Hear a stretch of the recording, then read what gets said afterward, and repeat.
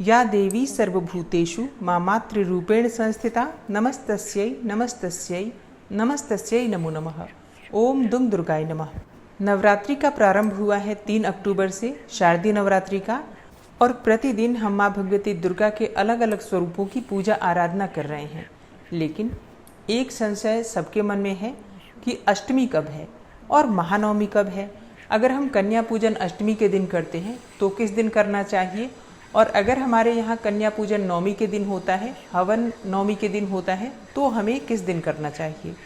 कलश का विसर्जन कब करें, कन्या पूजन कब करें, और नवरात्रि की पूर्णाहुति का हवन किस दिन करना है। तो आज की वीडियो में इस विषय पर आपको जानकारी मिलने वाली है। सारे संशय का समाधान हो जाएगा। इस वीडियो को अंत तक ज़रूर देख लीजिए, और वीडियो पसंद आए तो इसे लाइक भी ज़रूर कीजिए, शेयर भी ज़रूर कीजिए। और अगर आप चैनल पर पहली बार आए हैं, अभी तक आपने चैनल को सब्सक्राइब नहीं किया है, तो आज की वीडियो अगर आपको अच्छी लगे तो चैनल को सब्सक्राइब करके बेल आइकन को ज़रूर प्रेस कर लीजिए। इससे ये होगा कि इस चैनल पर जो नई वीडियो अपलोड होंगी उनकी नोटिफिकेशन आपको सही समय पर प्राप्त होगी। तो सबसे पहले जानते हैं कि अष्टमी तिथि कब प्रारंभ हो रही है, कब समाप्त हो रही है। देखिए, अष्टमी तिथि का प्रारंभ हो रहा है 10 अक्टूबर को दोपहर में 12:32 पर, और अष्टमी तिथि का समापन होगा 11 अक्टूबर को दोपहर में 12:07 पर, और फिर 11 अक्टूबर को दोपहर 12:07 से नवमी तिथि का प्रारंभ हो जाएगा। ऐसे में जो लोग अष्टमी करते हैं, मतलब जिनके यहाँ कन्या पूजन अष्टमी के दिन होता है, या कई भक्त हैं जो कि मासिक दुर्गा अष्टमी का व्रत करते हैं, तो उन्हें कब करना है। देखिए, जब भी हम अष्टमी की बात करते हैं तो सूर्योदय कालीन अष्टमी ही मानी जाती है। कभी भी, चाहे आपको 1 घंटे के लिए भी सूर्योदय काल में अष्टमी प्राप्त होती है, तो उसी दिन हमें व्रत करना होता है। अगर आप मासिक दुर्गा अष्टमी का व्रत करते हैं तो ठीक है। सप्तमी युक्त अष्टमी का व्रत नहीं करना चाहिए। अष्टमी के साथ जो नवमी होती है उसी का व्रत हम अष्टमी के लिए करते हैं। इसी प्रकार से जब हम कन्या पूजन भी करते हैं तब भी हम सूर्योदय कालीन अष्टमी ही लेते हैं। तो ऐसी अवस्था में 11 अक्टूबर 2024 को, यानी कि शुक्रवार के दिन अष्टमी होगी, महाअष्टमी होगी। इसी दिन आपको अष्टमी का पूजन करना है, कन्या पूजन करना है। अगर आपके यहाँ अष्टमी के दिन कन्या पूजन होता है तो आप अष्टमी के दिन करते हैं, और जिनके यहाँ नवमी के दिन कन्या पूजन होता है वो नवमी के दिन करते हैं। ठीक है, इसमें कोई संशय नहीं होता है। जैसा हमारे परिवार में होता है हम वैसा ही करते हैं। जैसा कि बताने के बाद भी आप लोगों के प्रश्न आ जाते हैं कि हम किस दिन करें। तो देखिए, अष्टमी और नवमी ये 2 तिथियाँ अपने परिवार की जो परंपरा होती है उसके अनुसार ही मनाई जाती हैं। तो कन्या पूजन और हवन जैसा आपके परिवार में होता है वैसा ही करिएगा, चाहे अष्टमी हो या नवमी हो। तो शारदीय नवरात्रि की अष्टमी यानी कि महाअष्टमी 11 अक्टूबर 2024 यानी कि शुक्रवार को मनाई जाएगी। अब बात करें कि नवमी कब करें, तो देखिए, शारदीय नवरात्रि की नवमी तिथि का प्रारंभ हो रहा है 11 अक्टूबर को दोपहर में 12:07 पर, और समाप्त हो रही है 12 अक्टूबर को दोपहर में 10:58 पर। तो अब देखिए, सूर्योदय काल में जो नवमी हमें प्राप्त हो रही है वो 12 अक्टूबर को प्राप्त हो रही है, शनिवार के दिन। ऐसे में अगर आप चाहें तो 12 अक्टूबर को नवमी कर सकते हैं। नवमी का हवन, कन्या पूजन इत्यादि करना चाहते हैं तो 12 अक्टूबर को भी कर सकते हैं। 11 अक्टूबर को अष्टमी और नवमी दोनों तिथि मनाई जा सकती है, क्योंकि दोपहर के बाद नवमी लग जा रही है। और वैसे भी नवरात्रि में रात्रि का ही महत्व होता है, और नवमी तिथि की रात्रि हमें प्राप्त हो रही है 11 अक्टूबर 2024 को शुक्रवार के दिन। तो माँ सिद्धिदात्री की जो विशेष पूजा होगी वो 11 अक्टूबर की रात्रि में ही होगी, शुक्रवार की रात्रि में। इस बात का आपको ध्यान रखना है। लेकिन सूर्योदय कालीन नवमी हमें प्राप्त हो रही है 12 अक्टूबर को।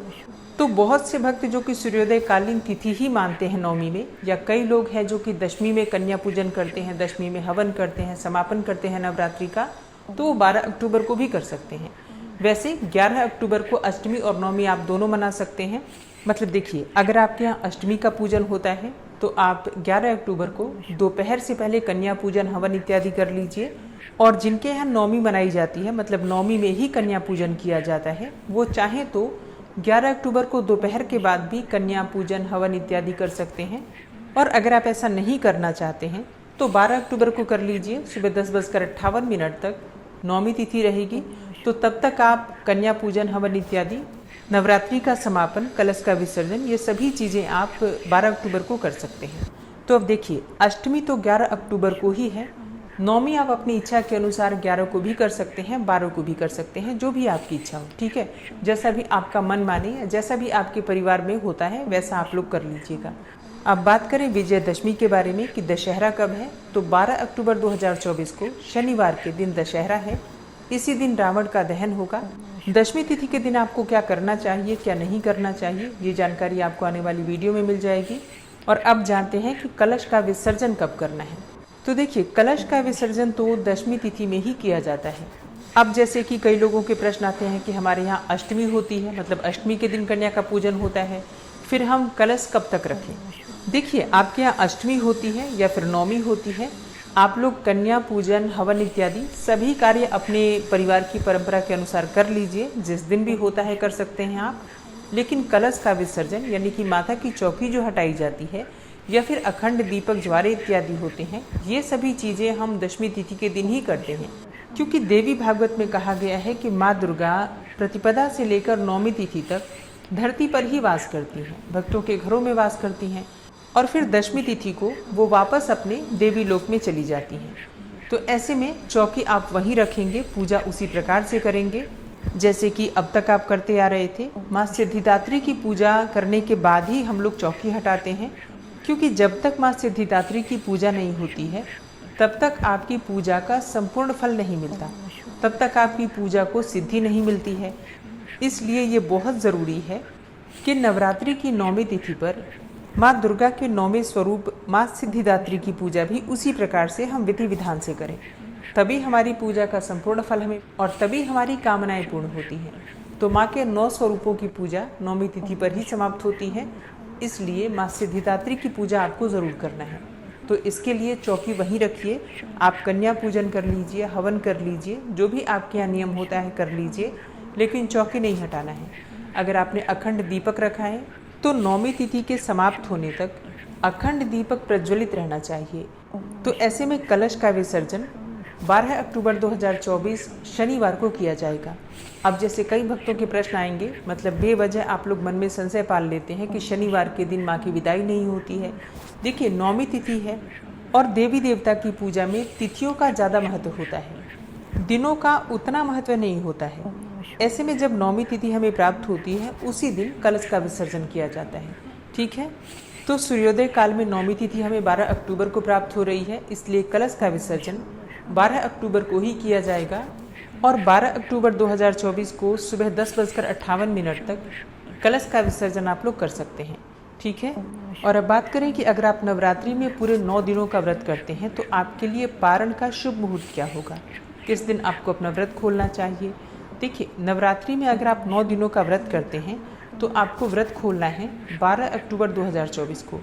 12 अक्टूबर 2024 को सुबह 10:58 से पहले आप अपना व्रत खोल सकते हैं।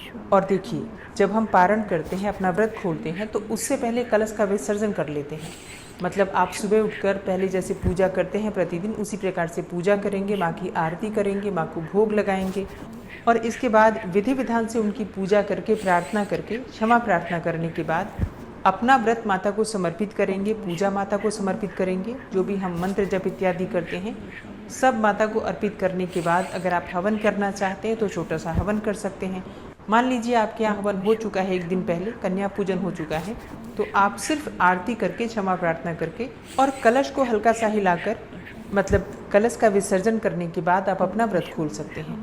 बाद में सामान वगैरह हटा सकते हैं चौकी पर से, ज़रूरी नहीं है कि तुरंत के तुरंत आप सामान हटा दें। सामान आप थोड़ी देर बाद भी हटा सकते हैं। जो भी हम चौकी पर सामग्री रखते हैं, जैसे कि माता का विग्रह हो या फिर जो हम चीज़ें अर्पित करते हैं माँ को, वो आप अपना पारण करने के बाद भी हटा सकते हैं, ठीक है।